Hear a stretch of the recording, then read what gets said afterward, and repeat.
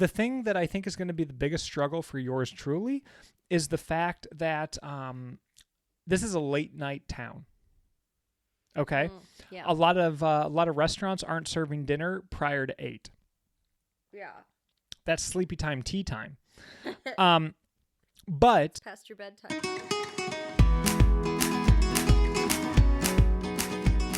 hello and welcome to the Worldwide Honeymoon Travel Podcast, the podcast that talks about all things couples travel, including destinations, tips, advice, and more. I'm Chris. I'm Kat. And this is episode number 267. And it is one of the most wonderful times of the year. Yeah, it's your favorite time. I mean, you really Not are my favorite time. It's you're a glutton for punishment because you're always into losing when it comes to this. It is March Madness season. Which is funny because like we're recording this what's today, the 21st of March. So, and this is going to go live like April 17th if I'm doing this in my head correctly. Yeah, because we've been bulk recording to kind of get ready for the times that we'll be out of town and not together recording. So, it's funny because like you guys will be hearing it. March Madness will be over. You already know at this point who wins. But spoiler alert. Yes, I win. Okay. I meant like which team. In the past, we have we've made some like fairly intricate bets, and I win every year. See, like I've literally won every year of March Madness. I've lost the World Cup. I legitimately, but I've always won March Madness. I legitimately do not remember life occurring that way. I predicted the Purdue upset last year in the first round. You predicted not only the Purdue upset, but you also, which predicted is a loose term. But I just was like, there's going to be an upset. There's always an upset. And I was just like, this will be it. And I use absolutely zero skill when it comes to making my basketball. And I guess if you're listening from outside the United States, March Madness is essentially a giant basketball tournament amongst all of the universities that like the ones that make the tournament, essentially. The ones that qualify. Or the ones that kind of qualify. Like the Olympics, you have to qualify. In the U.S. Yeah. Yeah. And it's like the D1 schools, like Division I, which are the bigger schools for sports. As they would say, the creme de la creme. For sports, yeah. And so basically the next couple of weeks is just a big, huge tournament, which I think is pretty exciting. I think it's more exciting than like the NBA tournaments because I hate how it's like... Oh, I agree. There's so many games in an NBA tournament, yeah. Versus this is like if you lose, you're done. Yeah. Like it's not like a best of however many games. How many games is it in the NBA? NBA is best of 5 or best of 7, depending upon like That's ridiculous. Yeah. That's a lot. This is, you got one shot, one opportunity. This is literally. Yeah. Yeah.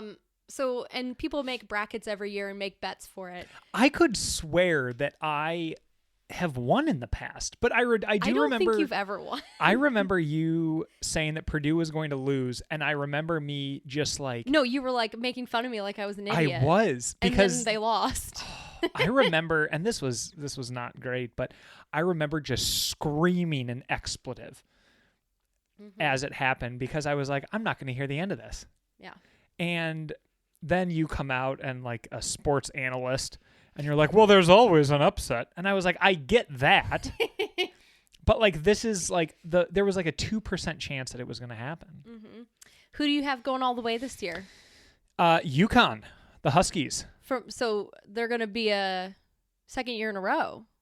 Yeah, we get it. You also picked them to win last year, and they won last year. I know. I did really well last year. Again, guys, maybe you did beat me last year. Yeah, I did. I will say that I did really well last year, and again, zero skills. I literally look at them all, and I'm just like, I don't know. Like I'm always like, Gonzaga usually does pretty well, or like I don't know, like so and so. I've heard of them. Well, no, I mean I used to be more into it, like especially when I was an undergrad because I went to the University of Kentucky, and it was like when they were really, really, really good. I don't know So I don't know. I just remember we were always in the tournament when I was in grad school, and like, or not in grad school, undergrad, and like. I don't know. I just remember the teams that we would play against, and like, oh, well, like Gonzaga is always in it, and like Duke is always in it, and like. I don't know. You know what I mean? Yeah, no, I know what you mean. And like, and my school actually won the tournament in 2012 when I was studying abroad in France. I got up at 3 a.m. to watch it. And I confused my roommate when I was like cheering and all excited about it, even though she went to UK too, but she was like, what are you doing? And I was like, they won. But I wasn't there to actually celebrate in Lexington. I was in Grenoble, France. That is a bummer. That is a bummer. That is a huge bummer. I know. So we had the bow to the brow. Oh yeah, like, AD. Yeah. I remember who was with him. Was John Wall with? No, John Wall. John Wall was with freshman year. DeMarcus Cousins. Was my first year. Yeah. Who was with AD, or was AD just like that? No, there was all kinds. I forgot. There was like a bunch of them. I remember the Harrison twins. They were after AD. They were like, I can't remember if they were my senior year or if they came like after I left. I don't remember. Harrison twins, I know, were in like 2015. Anyway. Yeah. Anyway, I never remember losing in March Madness, and like even to prepare for this episode, I went back and like listened to our March Madness episodes from last year. And like not all of them. I was just like quickly like skimming the intros. I am just as confused last year about 2022's finish as I am this year about 2023's. So I don't think I will ever truly appreciate that I have lost. Never lost. You're just used to it. Never lost. You're just used to it. As of us recording this episode, I am currently losing to Catherine in March Madness. Which just, I mean... You never know, because usually you start out beating me, and then the tables turn pretty quickly. Yeah. By the time we get to the Sweet 16. Yeah. Yeah. But yeah, I mean, that's where it is. All that said, every year I complain about filling out a bracket because I put zero research into it, and you're like, no, you have to, and we have to bet something on it. So I do it. It takes me 5 minutes to fill out, and then I usually win. So I'm like, okay, well, basically what I'm trying to say is like, it's all luck. If you're discouraged about your bracket, which I guess at this point, who cares, because it's in April, but like... It really doesn't matter. So just fill it out if you want to fill it out and enter it in, because you too could win. It's a lot of fun. I mean, in the past, we've done like some pretty intricate bets. We did not do that this year. We bet that we agreed on a dessert recipe. Yeah. And we just said that it's not an overly complicated one. Like the time I made you make croquembouche. That was...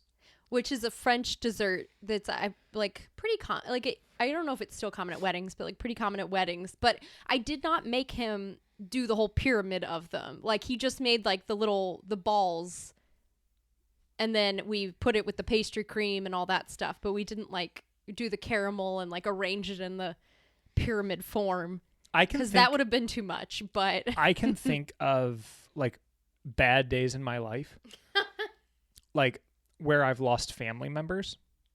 And I think the day baking that dessert is right up there. No, it is not. And I think that certain family members... We had so much fun eating that afterwards. I think certain family members that are no longer here would get a good chuckle out of me saying that. Oh, my gosh.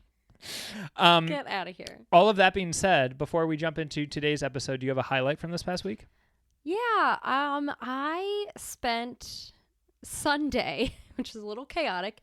We're invited to 2 weddings at like the same time. You are so popular. Oh, we're both invited. Like, okay. So I guess in the last several years, we've had quite a few weddings. Just a lot of our friends are getting married. This is kind of that time that they do get married. But we were invited to 2 weddings. They're both on the same weekend. And I'm sad that we have to split it up, but I think it's best to divide and conquer this. Just because one of my friends getting married, like I'm really close to, and her wedding is in France, and I am gonna already, I guess, be in France. I mean, I was gonna fly home and go to the other wedding, but I'm gonna go to her wedding, and then you're gonna go to the other wedding that's here.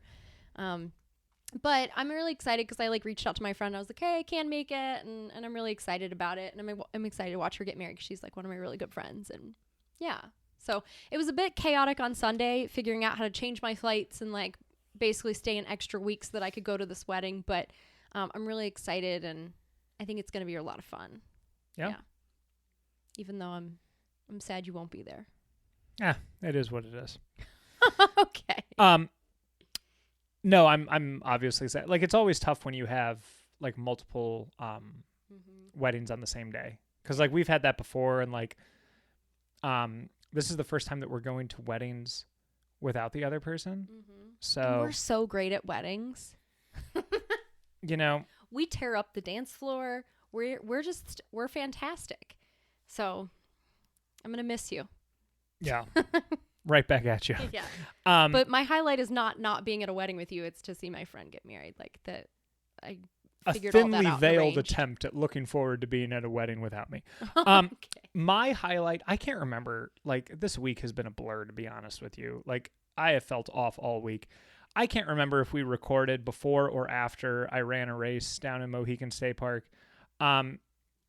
To the extent that we recorded after, and that was my highlight last week, it's still my highlight this week. It was just a really fun race. Yeah. It was a blast. It was a bit of a challenge. Like, I was expecting a 13.1 miles. It was 14 miles. So I was like racing this race, so I was gassed at 13.1. You were moving and cruising. Like we went on a hike to hopefully see him at one point at the race. Hopefully not all of this like we talked about last episode, because I legit do not remember when we didn't, recorded. because I would have, this was edited before. Like we have not recorded since then, that race. Okay. Yeah, it is getting confusing because we are doing a bunch of recordings and stuff right now. But no, it was a really fun race. It also allowed me to check off something from my travel wishes for this year, which was to visit another state park. Mohican State Park in Ohio is gorgeous. Yeah. Really, really pretty. Got to run by a couple waterfalls. Got to run by a little.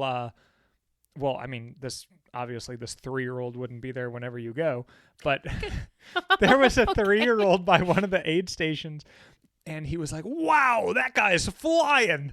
And like, you could tell that they had just learned like what flying meant. Yeah. Because someone else would run by and they were like, "Wow, that lady's flying." Yeah. And it was really cute. Yeah, still kind of riding that high, and like now just gearing up for summer. Awesome. Today's episode, what are we doing? What are we talking about? We are going to continue the. Oh, hold on! Before I do that, okay. I have to acknowledge, because someone sent me something. Yeah. For recording. Airplane news. Airplane news. It's obviously very delayed from when it happened, because of us recording this and when this is going to go live. But the fact that a panel of an airplane blows off mid-flight. Yeah. Just astonishing. I mean, I think that I would have an issue if my, like, I don't know, like rear passenger door just blew off in the middle of the interstate. Yeah. But I will say that I mostly appreciate the fact that someone. Okay, so I heard of this, but like, what all happened? Like, was everybody okay? Yeah, everyone was okay. There was a plane. It was a United plane. Okay. That landed. And upon landing, there was just like a panel missing from the plane, and nobody. They were just like, oh, I wonder no what injuries. Happened with that. No one. I don't believe that anyone knew that the panel was missing. They just landed and they were like, "Hey, where's that panel?" And they were like, "I don't know, somewhere in Oregon." Man, really makes me excited to fly United to the wedding I'm going to. You know what Number one, I'm flying Lufthansa there, so I think I'll be fine. I love coming United. home. I love United. But coming home is United. United's had some issues recently. Actually, anything Boeing. Do you know that their phrase used to be, "If it ain't Boeing, I'm not going"? Because they used to be like known for their safety, and then they merged with another company that was known for not safety, and they were very like corporate heavy. Not safety. And clearly you can see which one is winning out of the two companies. And there's people now saying that if it is Boeing, I ain't going. So I just think they need to get their crap together, because I'm an Airbus girly from now on, I think. I am still a United guy. And I like Delta because they're not flying Maxes usually. I'm a United guy. Like American, if you want to go to the Caribbean, it's all Maxes. And I'm like, I'm not flying a Max. Like, I'm not doing it. Like, I will pay extra to fly another plane that is not a Boeing 737 Max. I don't know. I'll be honest with you. I never look at the plane. Like, if something's going to happen, it's going to happen, regardless of the plane. The good news, though, is that for longtime listeners, they do know that I have a bit of flight pilot experience. So in the event of emergency, I'm your guy. Alrighty. So all right, let's talk about this. But episode. in all honesty, thank you for sending in the story about the plane for Airplane News. Yes. I am touched that I am now that correspondent. Yeah. Any airplane news that you guys have, feel free to send it our way. We got this one on Instagram, so you can always DM us on Instagram. I check Instagram all the time. So, feel free to, if you have airplane news, sure, send them Chris's way. Hit me up. He loves I love it. Alrighty. So this is going to be the second episode in a series that was inspired by a listener. Mm-hmm. The listener asked us to come up with a 2-week trip for the other person. However, the catch is that we cannot go anywhere that either person has been. Last week, we talked about North America. This week, we are going on to South America. And this one allows us to flex our muscles a little bit because both of us have only been to one South American country, and that is Peru. And we're planning a trip to a second country, but we haven't been there yet. But we haven't been there yet. So I don't know. The way that we did this, though, to make it easier for the other person is that we did give them 3 buzzwords so that they could plan the trip a little bit easier than just like, here's the continent. You went first last week. Yeah. I'll go first this week. Okay. And your 3 words were glacier, wine, and dancing. You know, I thought I needed to be a little bit more specific. Subtle as a gun. Then last week when I really wanted a beach, and I should have just said beaches or something. Yeah, you said tropical. But I said tropical, and Christopher was like, absolutely 0 beaches. And, I just want to make sure we're going to a place. You're a jungle girly. I mean, I do. I like it. I just would have liked a little beach time. Unbelievable.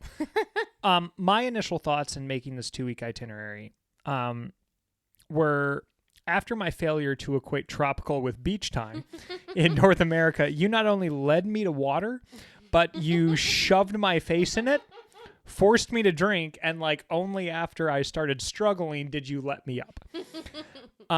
Glacier, wine, and dancing was Argentina or Chile. Yeah. Yeah. Wait, I was gonna say there's no. That didn't sound confident. No.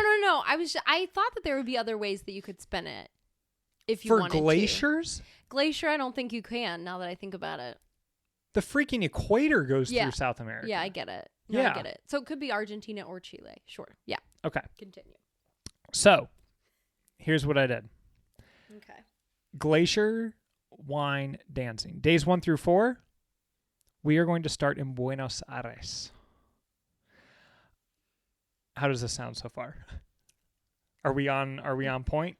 Okay. I mean, it sounds good. I really wasn't like, oh, you have to go to Argentina. I just was like, oh, these things sound interesting, and we haven't been. Dancing, that sounds interesting. Well, there's dancing in a lot of countries in South America. Well, no, I understand. Oh, no, I'm second guessing the whole thing again. No, just keep going. Alrighty. So, 4 days in Buenos Aires. / maybe using a little bit of day 4 to transfer to the next destination. This is a perfect opportunity to explore some of the neighborhoods like La Boca, Puerto Madero, San Telmo, admiring the architecture around the city, such as that of the presidential palace, La Casa Rosada, the Woman Bridge, Puente de la Mujer. They also have Teatro Colón Opera House. They have Congreso de la Nación, which is the National Congress building. But getting to what you are talking about, tango lessons. Mm-hmm. There are a lot of tango clubs, what I will call them. But they give lessons before everyone starts dancing. Mm-hmm. Okay. And I don't want to toot our own horns, but again, we kill it at weddings. I think we could really rock a tango. You know what I mean? I do think we could rock a tango. Yeah. It's a 3-step dance from what I was reading. Yeah. Yeah. Mm-hmm. The thing that I think is going to be the biggest struggle for yours truly is the fact that this is a late night town. Okay. Yeah. A lot of restaurants aren't serving dinner prior to 8. Yeah. That's sleepy time, tea time. But Past your bedtime. tango lessons. They also have various art museums. They have the Japanese garden. They have parks. They have a Chinatown in Buenos Aires. One thing that I thought was pretty cool was the fact that they have a horse racing track, Hippodromo de Palermo. Mm-hmm. There's obviously fantastic restaurants in Buenos Aires. I think it would just be an amazing time exploring that city, but obviously taking those tango lessons, maybe not one night, but more than one night, but really kind of just like diving in with that, I think would be a lot of fun. So that is how I would spend days 1 through 4. And that is how I am checking off dancing. I will also say that I could probably check off wine. Days 1 through 4, you're probably having wine. So there we are. Days 5 through 7. Okay. After getting to know Buenos Aires a little bit, traveling to and experiencing Mendoza. Yes. I've been wanting to. Was that good? For so long. Yeah. Yeah, it's good. So, like wine regions around the world, how high does Mendoza rank for you? I mean, I think that like in wanting to visit, I should clarify. In wanting to visit, I mean, we've gone to some in Italy. I've gone to some in France. I feel like I've done quite a bit of old world wine exploring. Yeah, I would say that Mendoza, I think, is probably next on my like wine experience bucket list. That and like, I think in like New Zealand, either Centro Otago or the Milford Sound area would be really cool. But then Marlborough Sound? Marlborough Sound. And then Australia too. Like the Barossa Valley and stuff. But I think so Mendoza, a lot of New World stuff, yeah. Yeah, I think Mendoza might be my top, and then that, and then Marlborough Sound. Okay. Yeah.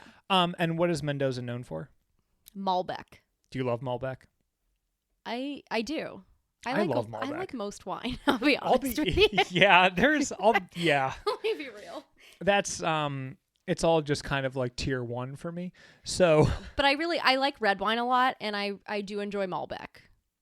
But the area is also known for other red wines as well. A couple other varietals. Yeah. It is. But days 5 through 7, I just kind of pictured a private wine tour, having a driver just for the two of us, like we've done in some other wine regions, and really getting to experience Mendoza.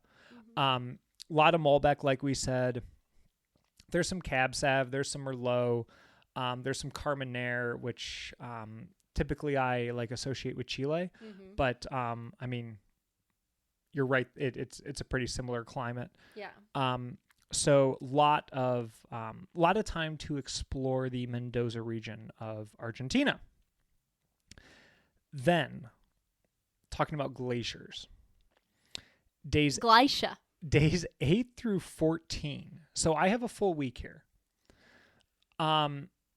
We would go from Buenos Aires west to Mendoza, and then way down to explore the glaciers and mountains within the Glacier National Park, Parque Nacional Los Glaciares. And the famous glacier there is Perito Moreno. There's also Uppsala Glacier. There's also Onye Glacier. There's also the Fitzroy Mountains. That is an option for a day hike, which I think would be pretty cool. Hiking all around, just seeing like the glaciers overtaking the mountains there. There's opportunities for lake cruises. There's opportunities for, like a lot of the glaciers have catwalks and platforms. So you can go out and like explore the glaciers. The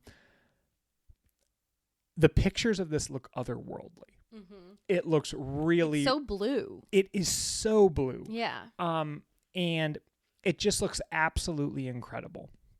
So, without really like a day by day thing, like I did more so for Guatemala in the last episode.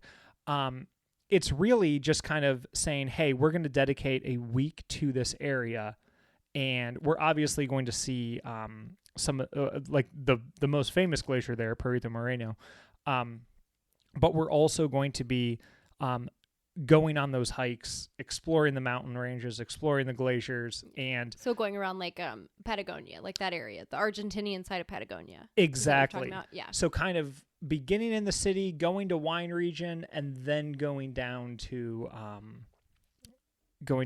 Patagonia. Yeah. You can wear your finance bro Patagonia vest and be like, I've been here. You know what I mean? I make fun of Christopher. Christopher has one Patagonia vest. And it looks nice. But yeah, it's like I feel like everyone's always like, it's a finance bro thing. You know? It looks great on you. Yeah, I know it does. All right.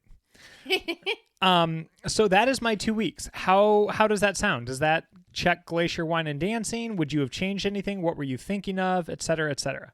No, I think that hits the mark there. Yeah. I mean, I'm a little disappointed that we're not going over to Chile. I'm not going to say I'm disappointed. I like this itinerary a lot. I don't know how much time it takes to see Patagonia. So like going to Torres del Paine. It takes time. That would have been cool, but like I think it's a good itinerary. You know I just kind of included that in the whole Glaciers and Mountains week. Okay. It takes a lot of time to like truly explore Patagonia. This would probably be more of like we've been to Glacier National Park. We got a in my opinion a good taste of Glacier National Park. Mm-hmm. We probably covered 10% of the mileage of trails in Glacier National Park. Yeah. It would probably be like a similar situation here in Patagonia. Yeah. Yeah. I was looking at some itineraries or like ideas for how to spend a week down in Patagonia. And they were like, you're taking a train here, you're hiking. The next day you're taking a train here, you're hiking. And I was like, that is a lot. Like I would rather just kind of like have a base. Yeah. And kind of like branch out into so different that hikes. I think there are certainly people that do that. I don't know. Oh yeah. I always like checking with like Intrepid Travel and stuff, but I know that a lot of their stuff includes like more. It goes all the way down to like, is it Ushuaia with Tierra del Fuego National Park? Like it includes like, but it's like 15 days and you're just like, I would like to see all that, but like, again, this is only supposed to be a 2-week trip. So like, you can't do it all. You know what I mean? Here's the other thing too that I was thinking of. Like if we're spending 3 days in Mendoza right beforehand, we are going to be probably shipping some wine and bringing some along, right? So half the time in the national parks, a lot of the fun is like doing a really long day hike, having a great dinner, but then also just being able to like hang out at whether it's the lodge or the cabin or what have you, and just enjoy the scenery, have a beer, have a glass of wine, what have you. So that was kind of my goal for this as well. Nice. I think that covers it really well. You did a great job. Look at Got you. it. All excited. Take that, North America. Okay. Alrighty. I still thought you did a great job for North America. I was just like, oh, it would be nice to have like a beach day or two. Unreal. That's it. What were my 3 words for South America? All right. Christopher's were coffee, Coral Chris. So if you guys are new listening here, I like to call Chris Coral Chris whenever we go somewhere tropical, particularly the Caribbean, because this man is in his element. He is a whole other person. He is like vibing, loving it, sipping pina coladas every day, doing One little for each dances. hand. Like he is just like the most relaxed and happy with a pina colada and like a little bit of tropical Caribbean music.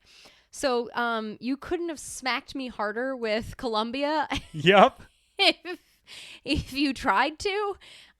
So because it's on the Caribbean, like it's got the Caribbean coast, so we know like Cartagena and that area is going to be good spots to visit. But I have us spending 2 weeks in Colombia, and we were supposed to spend some time in Colombia in April of 2020. Hold on, all in Colombia? Yes. That is exactly what I pictured. Oh, perfect. Well, and I do these really well. I listen.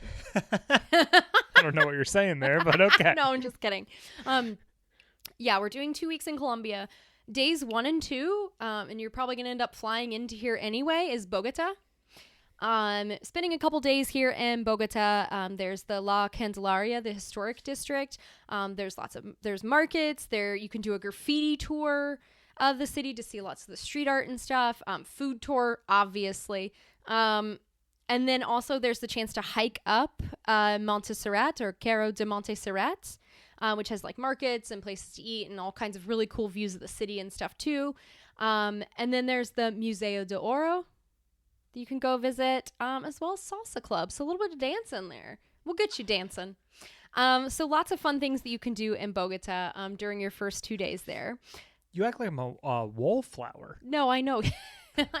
We'll get you dancing. We'll get you dancing. We'll get you out there. Day 3, we're flying to Armenia, which is in the Coffee Triangle part of Colombia because of coffee. And we're hopefully staying at Hacienda Cumbia, which is where we were supposed to stay when we were going to go before COVID. And basically this day we're just enjoying coffee. I mean, we're in the Coffee Triangle here. And also day 4, we're going to be exploring more of the coffee region here and Salento, which is a famous little town in the coffee region, going to some coffee farms, drinking lots of coffee, enjoying the scenery, that sort of thing. Day 5, we're going to Val de Cocora, which is known for the giant wax palm trees. And there's a couple hikes you can do here. I know that there's one that's maybe like 5 miles or takes a little bit longer. And then there's one that is like a pretty direct, like maybe takes an hour to get to the palms. Knowing Christopher, we're doing the big hike. Highest, tallest, furthest. Yeah. So we're going to definitely be doing that.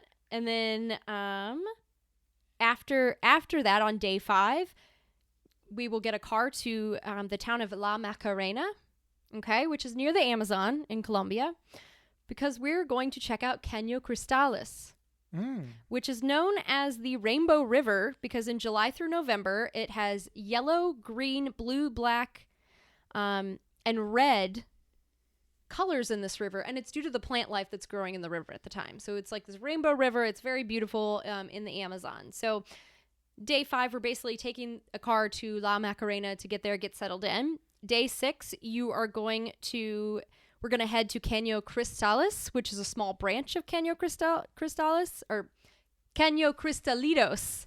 Sorry for my Spanish. Which is a small branch of Caño Cristales, the river. We're going to go there the first day and check that out. On day 7, we're actually going to do the trek to Caño Cristales, which actually begins with a boat ride, then a 4x4 car, then actually doing the trekking bit. This checks my box for more than 2 modes of transportation. Exactly. I love this. So we get to see the Rainbow River. We obviously have to go between July and November to see it. Wherever the peak is, I guess we'll plan our trip around it. And this is actually a tour that I found specifically through Flashpacker Connect, who we used for both Rainbow Mountain and the Sacred Valley, Machu Picchu in South America. So I know they have lots of different South America tours. So basically the whole Caño Cristales tour from beginning to end is going to be with Flashpacker Connect. So they're the ones who are like, we're going to be based in La Macarena and doing the Caño Cristalitos and then Caño Cristales trek / boat and everything that you have to do to get there. And then day 8, we're going to be heading to Cartagena. Okay. Day 9 is also Cartagena. And here we'll just be exploring the old city, the Museum of Cartagena, just all the beauty that is all around Cartagena. Enjoying maybe a food tour or a cooking class or something like that. And then on day 10 is Cartagena / we would probably do a tour of the Rosario Islands nearby. So lots of beach time and swimming and snorkeling and coral chrissing it up as much as you like. Then day 11 and day 12, we're going to transfer to and be in Tayrona National Park. Okay. And I have a note to stay at Playa Brava. There's like a resort there that you can stay at because there aren't a lot of places within the national park, obviously, that you can stay in, but nearby you can stay that have like good beaches and stuff. So playing near Playa Brava. But in Tayrona National Park, there's the jungles, beaches. There's chances in the area to do boat tours and snorkeling and all of that fun stuff. Getting your coral croissant. It's on the Caribbean. You're going to love it. And then days 13 and 14, we're kind of heading back toward Cartagena, and we're going to Baru Island. Okay. Another relaxing time for Coral Chris. You can snorkel. There's beaches. There's relaxing. Just really enjoying the beaches here in the Caribbean on this island before leaving after that to go. We're going to fly home from Cartagena. I can smell the pineapple. Yeah. I can smell the coconut. Yeah. But yeah, to recap, days 1 and 2, Bogota. Day 3, going to the coffee region. Day 4 is Coffee Triangle Tour. Day 5 is Valle de Cocora for the wax palms. Day 6 and 7 are going to be exploring Caño Cristalitas and Caños Cristales in the Amazon. Days 8 and 9 and 10 are going to be Cartagena / the Rosario Islands tour. Days 11 and 12 are going to be Tayrona National Park. And then days 13 and 14 are going to be Baru Island before heading back home. I love it. What are your thoughts? Anything I could do to improve? I love it. My only question for you is, I know that we're spending like 2 days here, 2 days here, 2 days here. Yeah. Do you think that it's too quick? Like, I don't know the distances between all these places. Mm-hmm. I mean, obviously you don't think it's too quick or you wouldn't have made the itinerary. I will say that you do have to fly to the coffee region. Okay. You do have to, and then it would be easier to just take a car to La Macarena from the coffee region. But then after that, once you get to Cartagena, like the Baru Island and Tayrona National Park aren't that far from each other. Awesome. So you can do 2 days in each and like be okay. You know what I mean? Like Baru Island is actually not far from Cartagena at all. That's why I was like, oh, we can end there and then just head to the airport. Yeah. I think you crushed it. Thank you. You're welcome. But yeah, would you go on my itinerary that I've prepared for you for Coffee Coral Chris? Would. It's got some coffee. It's got some Coral Chris in there. I would. Yeah. I would. We'll get you dancing. Okay. Get a little pina colada. I don't know why. I love dancing. I know you do. How did I do on my glacier wine dancing? I think you did a great job because I really want to go to Argentina, and I know I do too. There's not enough time to do Iguazu Falls because that would have been really cool, but there wasn't enough time. You know what I mean? Like Argentina is too big. It's too long of a country to like fit that in. So I get why that didn't make sense. I looked at that. Yeah. And I was like, you know what? It's not glacier wine or dancing. This is a very specific itinerary. No, and like when I was like, oh, that would have been cool to go to, at the same time, I'm like, I realize how far apart all these destinations are from each other. And like for 2 weeks, that maybe would have been rushed. Yeah. Trying to do Patagonia, Mendoza, Buenos Aires, and Iguazu. Because most itineraries are like Buenos Aires, Iguazu, Patagonia. Like a lot of itineraries skip Mendoza. But like, as someone, I mean, we both like wine and like learning about wine and going on wine tours and seeing vineyards. They're also, I feel like vineyard destinations or places that are wine growing regions tend to be some of the most beautiful in the world. Oh my gosh. So that's also why I would like to go, because you have the Andean mountains close by. Yep. I don't know. I've been talking for years how I want to go to Mendoza, but we'll get there eventually. So I think that wraps it up. Our two 2-week itineraries here that we have for South America. Would you guys like to go on these trips? What would you guys do? What are your 3 words when it comes to planning a trip to South America that you would use? If you want to do this with your partner and then share it with us, we always love to know these sort of things. But you can always reach out to us on Instagram and Facebook at Worldwide Honeymoon, or X at WW Honeymoon, or email cat@worldwidehoneymoon.com. But thank you guys so much for tuning in. Thanks, guys. Thanks for tuning in, and don't forget to rate and review our podcast. It takes less than a few minutes and really helps other people find us. Also, if you're enjoying this awesome free information on both the blog and podcast, when you're booking your next trip, head over to worldwidehoneymoon.com/resources and use the links provided. We earn a small commission at no cost to you when you book through these links, and these are all brands and companies we know, love, and use, like Skyscanner for finding the best flight prices, World Nomads for the best travel insurance, TripAdvisor for hotel bookings and reviews, and even Amazon for all of your travel purchases. Thank you for tuning in. We really appreciate it. Wherever you are, wherever you go, remember to make every day a worldwide honeymoon.